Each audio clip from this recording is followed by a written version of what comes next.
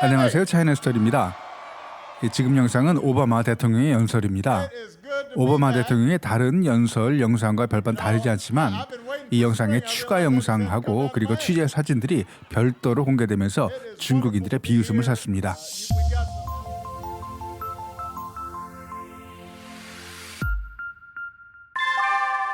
오바마의 연설 영상이 중국인들의 비웃음을 사게 된 이유는 이렇습니다. 2013년 3월 29일 오바마 대통령은 플로리다주 마이애미 항구 터널 이 프로젝트 기공식의 기념연설을 했습니다. 미국의 중산층을 위해서 이런 프로젝트들이 더 많이 개발돼야 한다고 연설하는 도중에 이 사건이 발생했습니다.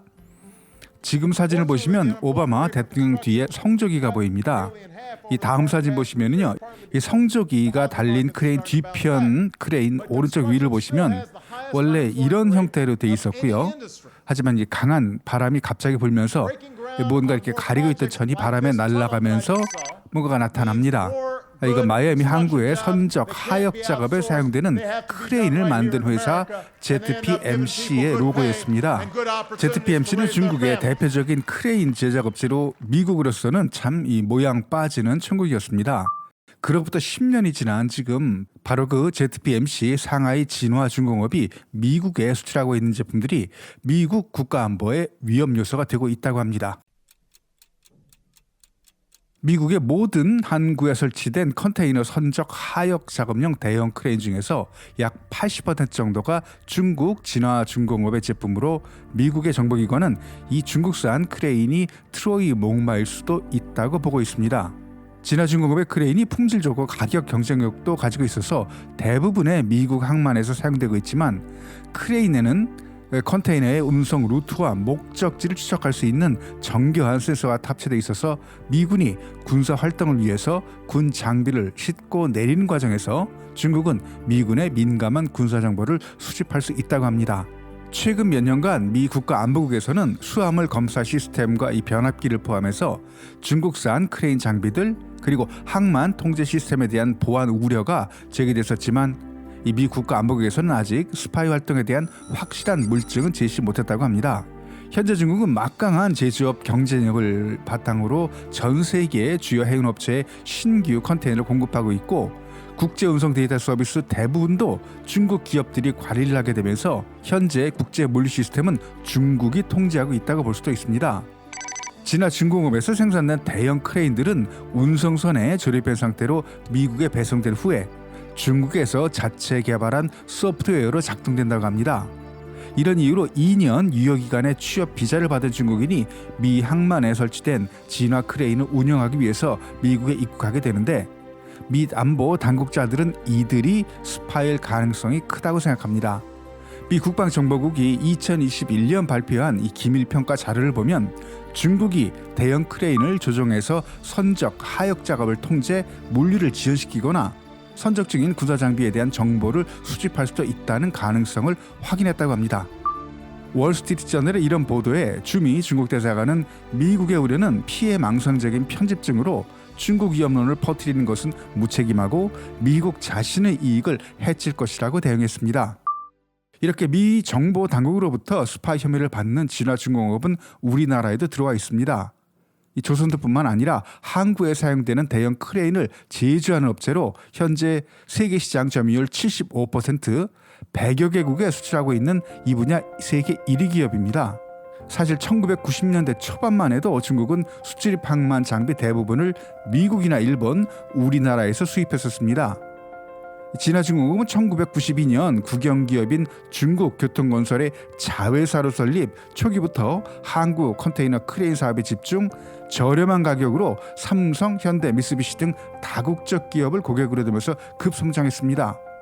20여 년부터는 미국에 진출해서 시장을 장악해 나갔고 최근에는 마이크로소프트와 협력하면서 글로벌 자동화 물류업체로 성장했습니다. 현재 진화중공업 제품들의 미국 시장 점유율은 90%가 넘습니다. 영국 항공모함 퀸 엘리자베스호 건조 당시 사용된 겐트리 크레인을 진화중공업이 납품하면서 국제적으로 유명해졌고 미국의 최신 스텔스 구축함 DDG-1000 주멀트 스텔스 구축함 건조에도 진화중공업 크레인이 사용됐습니다. 진화중공업의 크레인이 이렇게 스파이 활동에 이용됐을 거라고 미국 정보 당국이 의심하는 이유를 한번 정리해보면요. 첫 번째는 미국 군수물자의 선적 하역 작업을 통해 미군의 동향을 파악할 수 있다. 두 번째는 크레인 운영을 위해서 파견된 직원들이 스파이 활동을 할 수 있다. 세 번째는 유사시 크레인의 오작동을 일으켜서 물류 대란을 일으킬 수 있다. 그리고 마지막으로 마이크로소프트와 협력을 통해 운영되는 원격 시스템으로 전 세계 물류 상황을 감시 통제할 수 있다. 이런 내용으로 정리가 됩니다. 미국 정보당국과 언론이 진화중공업의 스파이 활동을 의심하는 건 그동안 중국의 행태를 볼 때 충분히 이해되는 부분이 있고, 특히 이 기술 분야에서 우리나라도 미국 못지않게 경각심을 가져야 한다고 생각합니다. 하지만 다른 각도에서 생각해야 할 부분도 있습니다. 보도대로 중국산 크레인의 스파이 활동이 사실로 밝혀질 경우 미국이 취할 수 있는 조치는 어떤 게 있을까요?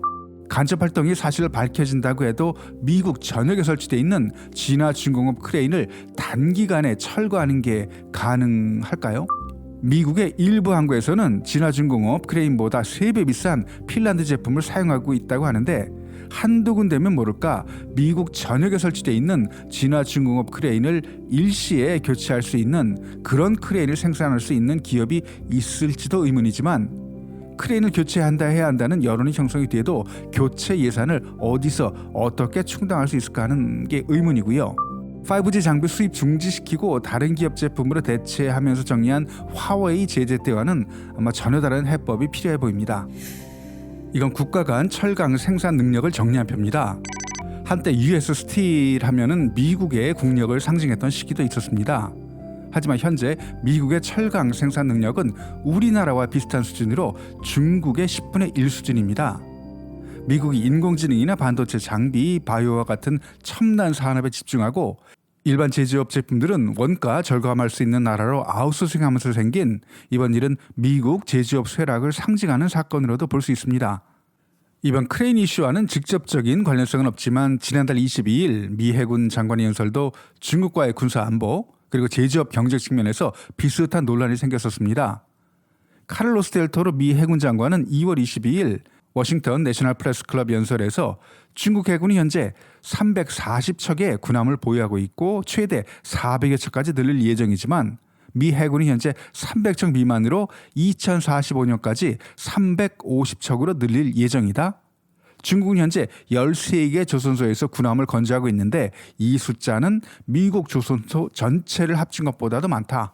그들은 공산주의 국가라 군함을 건조하는데 인권을 무시하고 노동자들을 강제 동원해서 만들고 있다. 반면 미국은 이런 방식으로는 일을 할 수 없기 때문에 군함 건조에 어려움이 있다. 이에 대해서 CNN은 중국은 가용 인력이 충분하고 국가 안보의 핵심인 첨단 기술 분야 기술자에게 강제 노동을 시킨다는 건 말이 되지 않는다. 장관의 발언은 미국의 국익을 해치는 일로 계속 반복되고 있어서 우려스럽다.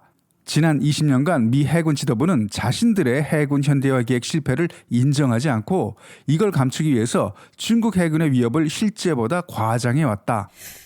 중국의 인권 침해 문제가 심각하다는 건 누구나 다 아는 사실이지만, 미 해군 장관이라는 미군의 이 고위직 인물이 누구보다도 중국에 대한 고급 정보를 접하는 인물이 이런 수준의 인식을 하고 있다는 게 사실 믿겨지질 않습니다.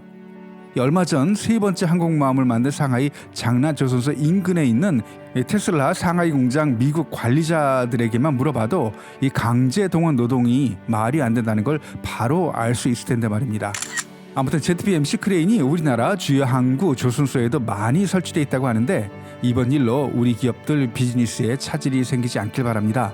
오늘 영상 여기까지. 영상이 유익했다면 구독, 좋아요 부탁드립니다. 댓글은 영상을 만드는 데 큰 도움이 됩니다. 다음 영상에서 뵙겠습니다.